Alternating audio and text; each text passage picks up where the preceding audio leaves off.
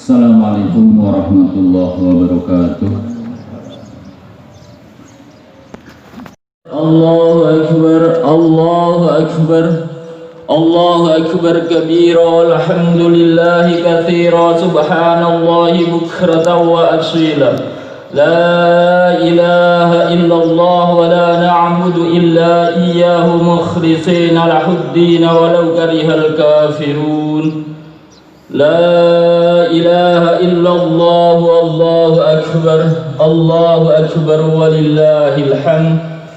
Alhamdulillahilladzi an'ama 'alaina bi ni'matil imani wal islam, alladzi ja'ala 'ida diyafan wa karamatan lil anam. Wa asyhadu an la ilaha illallah wahdahu la syarika lah, al-hakimul karim, rabbul arsyil 'azim. Allahumma salli ala sayyidina Muhammad wa ala alihi wa ashabihi ajma'in. Wal 'asr innal insana lafi khusr illa alladhina amanu wa 'amilus solihati wa tawasaw bil haqqi wa tawasaw bis sabr. Inna a'dainakal kautsar fasholli li rabbika wanhar inna syani'aka huwal abtar. Jamaah jamaah salat Idul Adha yang dimuliakan Allah. Tafsir Al-Bayan memaknai wanhar oleh beliau Abu Firda dimaknai dengan qoroba yuqorribu, artinya untuk mendekatkan diri kepada Allah. Ibadah kurban adalah ibadah simbolik, sebagaimana haji juga ibadah simbolik, untuk memadamkan sifat egois, sifat anania yang kalau dibiarkan akan memunculkan sifat-sifat kesombongan pada diri kita. Coba kita evaluasi dari apa yang disampaikan tadi sambutan, bahwa dibutuhkan dari diri kita, dibutuhkan adalah sifat bagaimana mempertahankan jiwa kita. Begitu juga sambutan dari Bapak Bupati, begitu juga yang disampaikan oleh imam tadi. Afala yanzuruna ilal ibili kaifa khuliqat. Gunakan akal sehat kita untuk melihat corona ini secara cerdas. Kita berdebat tentang fikih itu tidak pernah selesai. Perdebatan begitu hebatnya sampai ngurutkan guru-gurunya. Semuanya menggunakan dalil. Satu kelompok mengatakan kullu nafsin dha'iqatul maut. Kalau kata orang Pesangan, paeh mah paeh bahe katanya. Mau mati mati aja, silahkan, mau corona mau apa. Pendekatannya Al-Quran. Kemudian sebagian yang lain mengatakan bahwa ati'ullaha wa ati'ur rasul. An-Nisa ayat 59. Tadi kullu nafsin dha'iqatul maut, pendekatannya lagi Al-Imran ayat 185. Sama-sama menggunakan pendekatan Al-Quran. Hampir di setiap masjid pendekatannya fikih, bukan pendekatannya akhlak. Akibatnya apa? Sampai hari ini kita tidak pernah selesai memperdebatkan itu. Nah, tugas kita hari ini bagaimana melakukan pendekatan-pendekatan itu dalam rangka untuk wala tamshi fil ardi marha. Yang pinter agamanya ya enggak sombong, yang pinter ilmu pengetahuannya tidak sombong, yang pinter kajian tafsirnya enggak sombong. Nyatanya dua ayat kita sandingkan, beda keputusan fikihnya, beda keputusan tafsirnya. Makanya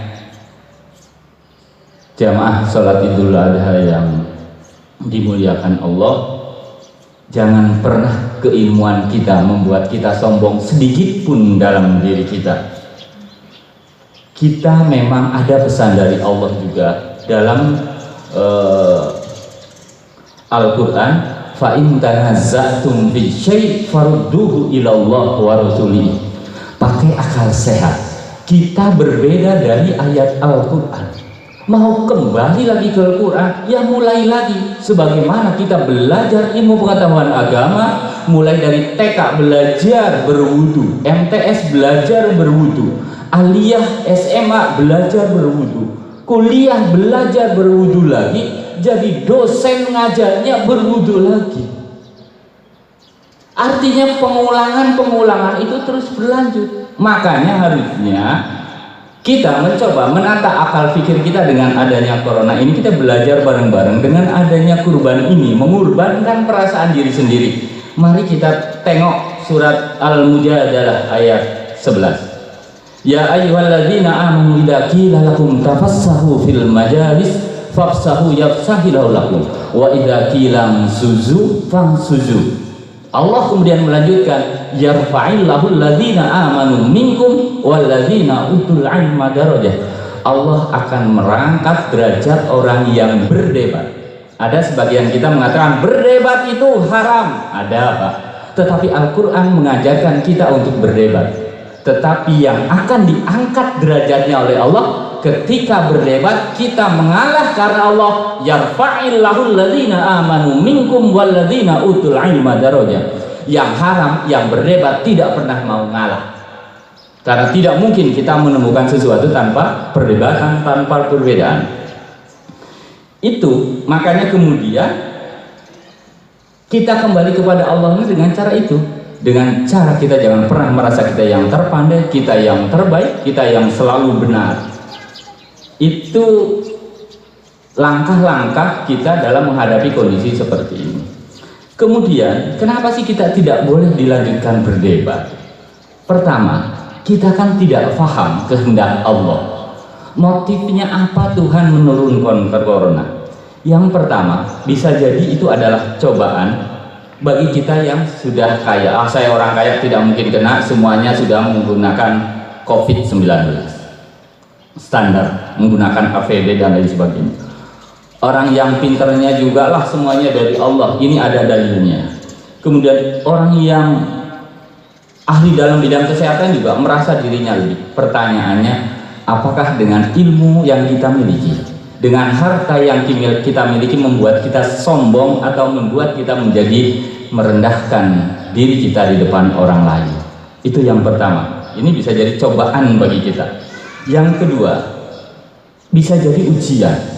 Kita selalu mengatakan Islam tidak kapitalis, Islam pokoknya yang terbaik. Hari ini kita dituntut, terutama saudara kita yang bergerak dalam bidang pendidikan, yang bergerak dalam ilmu pengetahuan, ayo bangkit, khairun nas anfa'uhum linas. Temukan antivirusnya, temukan vaksinnya, temukan obatnya. Mana umat Islam? Dan umat Islam acang diakuni jempol. Bukan hanya kita berdebat apakah sholat jamaah di masjid, apakah sholat Jumat, kapan kita akan hadir? Kata Tuhan, mulai dari nol, seperti pom bensin. Bisa nggak kita memenuhi untuk menemukan vaksin itu, untuk obat itu? Kita punya Muhammadiyah pendidikan, kita punya Nahdlatul Ulama pendidikan, kita punya IJMI. Di mana mereka hari ini? Selain berdebat tentang fikih, Tuhan lagi tersenyum. Mulai dari nol, saya coba Anda, bisa enggak?